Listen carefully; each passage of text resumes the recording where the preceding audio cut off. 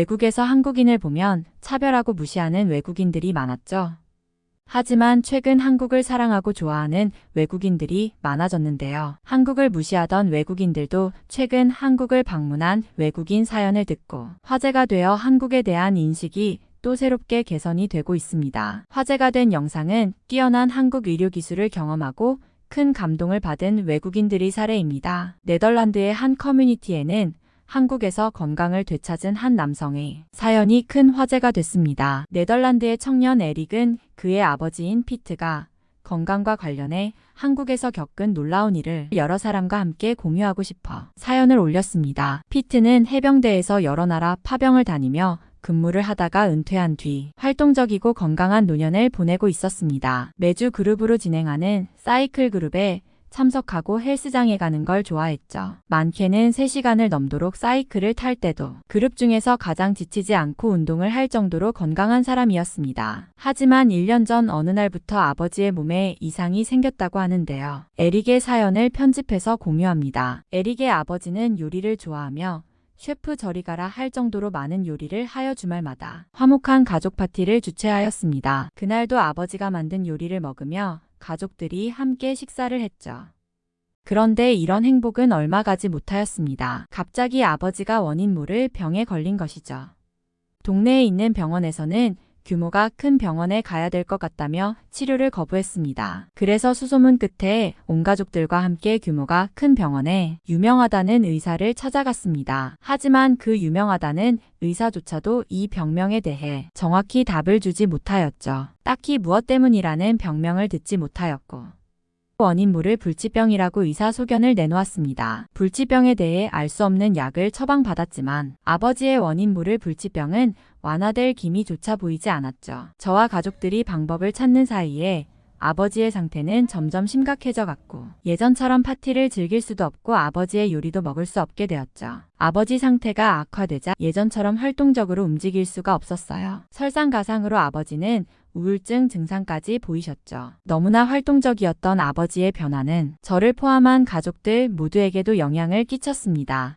우리는 모두 아버지가 예전처럼 활기차게 생활하시길 바랬어요. 저는 어떻게든 예전의 활기찬 아버지의 모습을 되찾고 싶었어요. 저는 아버지의 주치의를 찾아가 상담을 요청했습니다. 아버지의 불치병이 정말 치료 방법조차 없는 거냐고 항의했지만 주치의는 이 불치병에 대해서는 기록조차 없다며 죄송하다는 말과 함께 시간이 지날수록 몸의 상태가 나빠질 수 있으니 가족들과 많은 시간을 보내주면 좋겠다는 말을 남겼습니다. 가족들은 치료에 대한 희망을 잃어가고 있었고 아버지의 옆에서 기분을 낫게 해드릴 방법을 찾자고 했지만 저는 그러고 싶지가 않았습니다. 분명히 아버지의 불치병을 어떻게든 치료할 수 있는 방법이 있을 텐데 그걸 치료하지 못하는 의사의 말을 믿고 싶지가 않았죠. 고민이 많던 저는 SNS와 인터넷에 아버지의 문제를 검색하고 질문했습니다. 많은 분들이 제 질문에 댓글과 답변을 보내주셨는데요. 그 중에 제게 가장 도움이 된 답변은 네덜란드 의사들에게 더는 의존하지 마세요. 미국이나 한국 같은 나라로 가서 진단을 받아보는 것을 권합니다. 였습니다. 답변자는 이어서 제가 권하고 싶은 곳은 한국입니다. 라고 말했습니다. 의료 수준이 세계 최고 수준이며 심지어 의료비가 가장 저렴하다고 했습니다. 저는 다른 나라에 가서라도 정확한 진단을 받아보라는 그분의 적극적인 태도에 마음이 끌렸고 한국의 의료 시스템에 관한 내용은 언젠가 뉴스에서도 본 적이 있었기 때문에 당장 한국으로 아버지를 모셔갈 계획을 세웠습니다. 비행기를 탈 때 심각한 전염병을 진단받으면 탑승 절차가 어려운데 아이러니하게도 아버지는 정확한 병명에 대해 진단받은 게 없어서 한국행 비행기에 무리 없이 탈 수 있었습니다. 한국에 도착하자마자 미리 예약해둔 서울의 규모가 큰 병원으로 바로 갔습니다. 말로만 들었던 한국의 의료 시스템은 정말 믿기지 않을 정도로 편리하고 좋았어요. 일단 언어가 통하지 않을까봐 걱정했는데 병원에는 완벽한 영어 통역 시스템이 있었습니다. 저와 아버지는 한국의 의사에게 아버지의 상태를 충분히 설명했고 바로 정밀 검사를 받을 수 있었죠. 여러 가지 검사를 한 후 한국의 의사는 깜짝 놀랄 결과를 말해주었습니다. 정말 희귀한 사례입니다. 목숨을 잃지 않은 것이 다행스러울 정도예요. COPD라는 만성 폐쇄성 폐질환인데 만약 조금 더 늦었으면 염증이 커져서 치료하기 쉽지 않았을 거예요. 저는 너무 놀라서 말이 안 나올 지경이었죠. 의사는 이어서 지금 당장 100% 완치가 될 수는 없지만 염증을 제거하는 수술 후 절대 금연하시고 안정을 취한다면 점점 상태가 좋아질 거라고 말했습니다. 제가 서울 의사에게 원인이 뭐냐고 묻자 의사는 가장 많은 원인으로는 흡연이고 다른 원인으로는 유전이다. 노화 때문일 수도 있다고 소견을 내놓았습니다. 그 순간 뇌리에 아버지가 항상 흡연을 즐겨하는 모습이 지나갔습니다. 아버지는 평소에 운동이 끝나면 항상 흡연을 하셨고 아침, 점심, 저녁에도 흡연을 하셨습니다. 서울 의사가 말하길 정말 드문 경우지만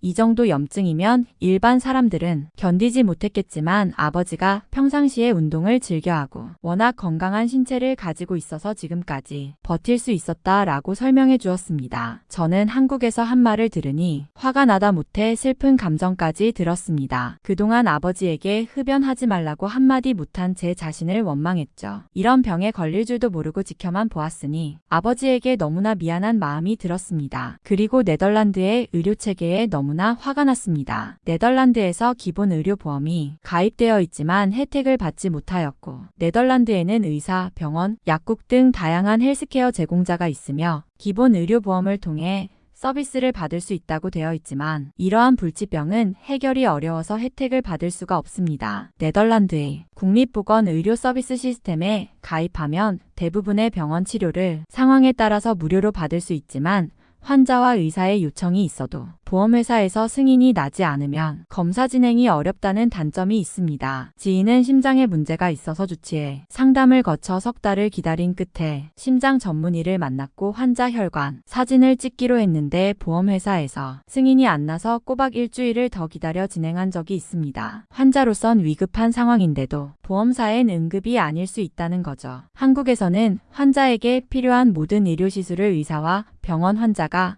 결정할 수 있다는 것이 무엇보다 감사하다고 생각했습니다.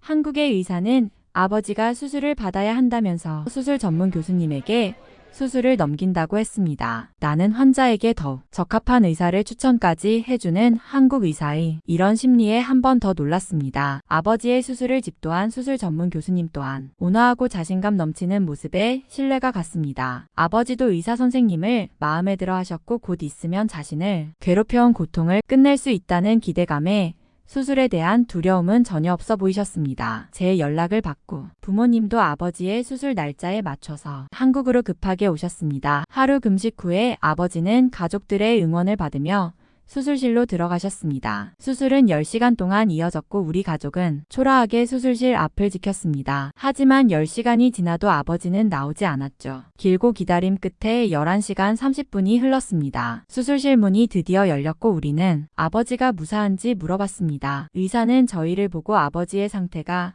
생각보다 심각했습니다. 그래서 수술 시간이 1시간 30분 지체되었습니다. 아버지를 괴롭힌 염증들은 모두 제거했습니다. 수술은 무사히 끝났습니다. 수술이 무사히 끝났고 아버지의 상태도 이상 없다는 소식에 우리 가족은 모두 눈물을 흘렸습니다. 마취에서 완전히 깨어나기 전까지 아버지는 중환자실에서 안정을 취하셨고 마취에서 깨어나셔서는 저희를 보고 활짝 웃으셨습니다. 얼마 만에 보는 아버지의 환한 웃음인지 우리는 모두 아버지의 웃음에 한 번 더 눈물을 흘렸죠. 부모님은 그동안 아버지한테 고생 많았고 이제 다 괜찮다며 기분이 좋다고 껄껄 웃으시기까지 했죠. 우리 가족은 아버지의 기력이 회복되는 동안 한국에서 머물기로 했습니다. 아버지는 수술 후 바로 퇴원을 하셔도 됐지만 장시간 비행은 무리라는 생각에서였죠. 사실 한국에 와서 병원에만 있다가 다시 네덜란드로 바로 돌아가는 건 좀 아쉬웠거든요. 우리는 한국에 한 달 동안 머무를 계획을 세웠고 병원에서 멀지 않은 곳에 가족이 머물 수 있는 방문자 숙소를 마련할 수 있었습니다. 아버지의 회복이 먼저였기 때문에 멀리까지 여행을 하지는 않았지만 우리 가족들은 숙소와 멀지 않은 곳에 있는 경복궁, 덕수궁, 청계천 한강공원을 산책하듯 돌아다녔습니다. 건강을 되찾은 아버지와 웃으며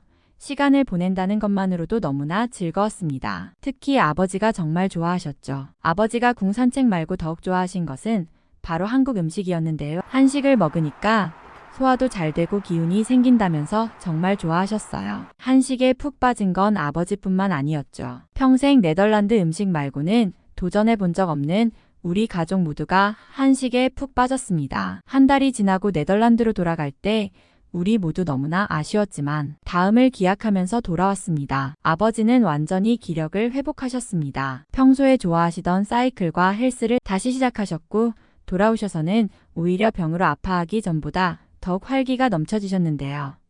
아버지는 현재 진행하는 사업을 저에게 맡기고 새로운 사업을 구상하면서 더욱 활력이 넘칩니다. 아버지가 새로 구상한 사업은 바로 한국김치 사업입니다. 김치를 처음 드신 후 감동을 한 아버지는 별장에 있는 텃밭에 한국 배추를 키워서 김치를 만들고 소규모로 판매하는 가족 사업을 구상 중이세요. 물론 아직 구체적으로 진행된 건 없습니다. 하지만 아버지의 사업에 대해 확고하시죠. 저는 아버지의 건강과 제2의 인생까지 만들어준 한국을 향해 고맙다는 말을 전하고 싶습니다. 그리고 내년 육아에 꼭 한국에 다시 가서 아버지께 드릴 특별한 김치 요리법을 얻어갈 생각이에요. 한국 감사합니다. 제 아버지 에릭의 인생의 응원을 보내면서 오늘 내용은 여기서 마칩니다. 이상 코리아 해외감동사 연모음이었습니다. 이번 영상이 도움되셨다면 구독, 좋아요 눌러주세요. 앞으로도 코리아 해외감동사 연모음 채널에 많은 관심 부탁합니다. 감사합니다.